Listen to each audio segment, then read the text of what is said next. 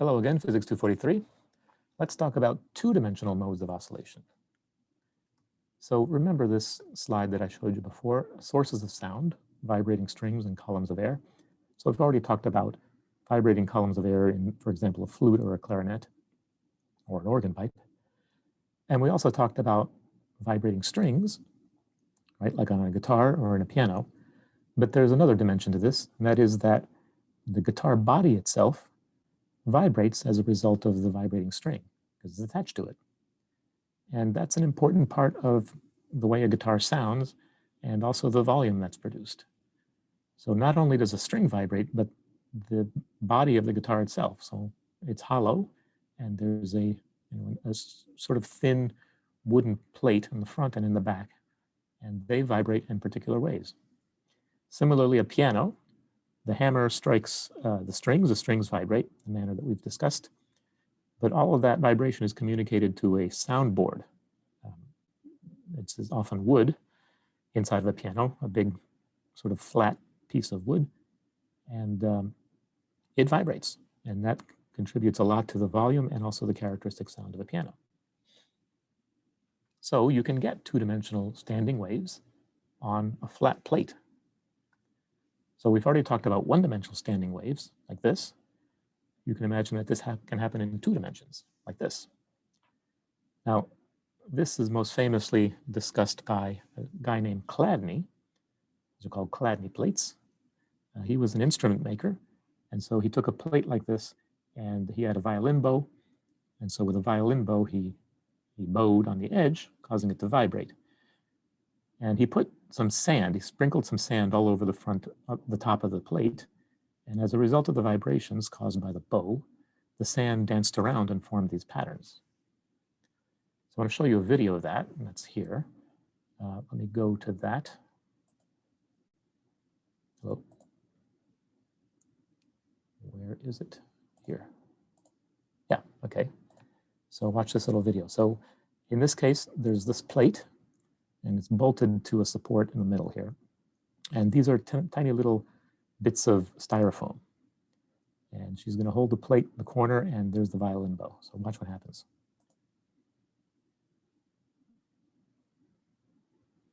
That was weird. It's going to play again. Here we go. All right.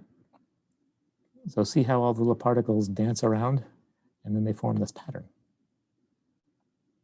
Do one more time. Pretty cool, isn't it? Okay, let's go back to the PowerPoint. Here we go. All right, so what is it that's going on in this case?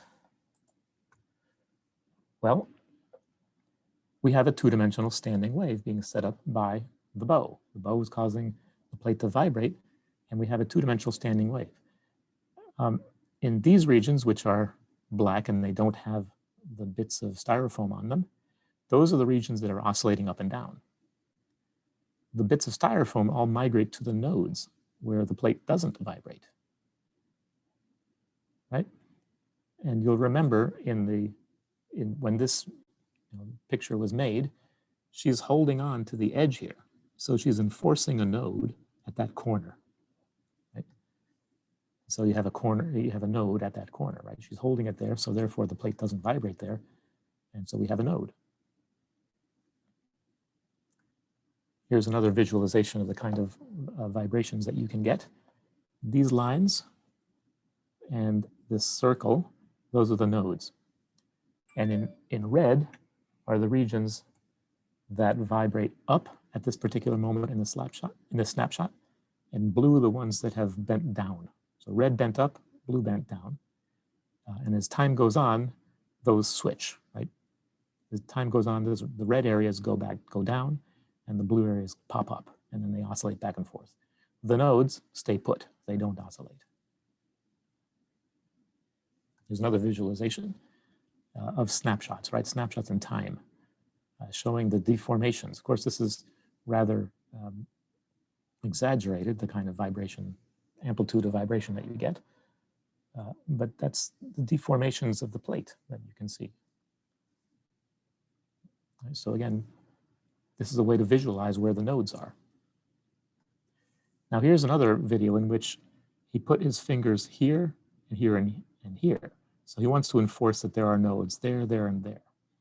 And let's look at what happens in that case. Go to that video. Where is it? It is here, I think. Yeah. So make that go away. This one, here we go. This is an amusing video from a while ago, so it's a little bit old school, but it's quite nicely done.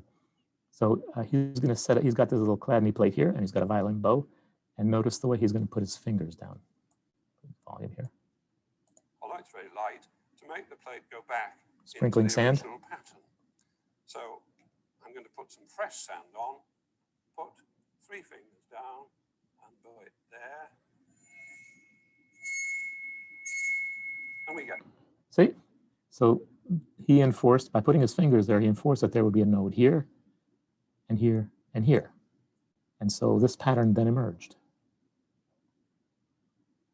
Right? So the sand all was bounced around and ended up at the nodes where the plate doesn't vibrate. All right. Go back to the PowerPoint. Here we are. Okay. You can get a whole bunch of really nice patterns. Here are different ways of exciting the system, either bowing it in different places, putting your fingers on the edges to enforce nodes in different places, bowing it harder or softer, all kinds of different patterns that you can create. If you go to science museums, you can often do this yourself. You have demonstrations or setups that you can play with this yourself. Now I want to make an editorial comment. The patterns that result are indeed beautiful, but there is nothing magic or mystical about this. So I have seen people observe these patterns and take it to be evidence that the universe is based on some kind of vague energy that vibrates, and that if you're having a bad day, it's because your vibrations are not in tune with the universe. Okay, so no comment about that, but I can tell you that these patterns that arise are not magical or mystical. In fact, we can calculate them. You need some pretty high-powered math to do it, but you can calculate it basically the same way that we did with a string or the air in a pipe. So nothing magical or mystical about it. It's just makes some beautiful patterns, undeniably beautiful. So I enjoy them. So saying that it's not magic or mystical doesn't remove the interest from it. Right. Check out all these patterns that you can get. Right. There's a whole library of them. And again, we can calculate these things. Okay, so back to musical instruments. You can do the same thing. Instead of using a square plate, you can use a violin-shaped plate or a plate from an actual violin, like this guy is doing here. So there was some black sand sprinkled on it, and then some vibrations were set up in some manner. I'm not sure how, but look at the nodes that appear. Right? You can visualize the nodes in this kind of setup. Basically the same thing as the Chladni plate experiment that I showed you, just with a wooden violin plate. So violins oscillate in that way. Here is another visualization. This is, I don't think this is a Chladni plate, but this is some other kind of visualization of a, oscillatory mode of a plate of a violin. So again, these lines are the nodes of the oscillation at that moment. Guitars do it too. There's the plate on the guitar. If you look on the inside of the plate, inside of the guitar, you see that there are supports that are put there. And people have figured out that by putting these things here, you're changing the modes of oscillation in a certain way and making it sound good. But these are different kinds of oscillations that you can get. Here's one at 172 hertz, various other frequencies. Pianos. This is the soundboard of a piano. Here's a very basic oscillation, 23 hertz oscillation, so you can't really hear that one. But going all the way up, here's 252. You can hear this one.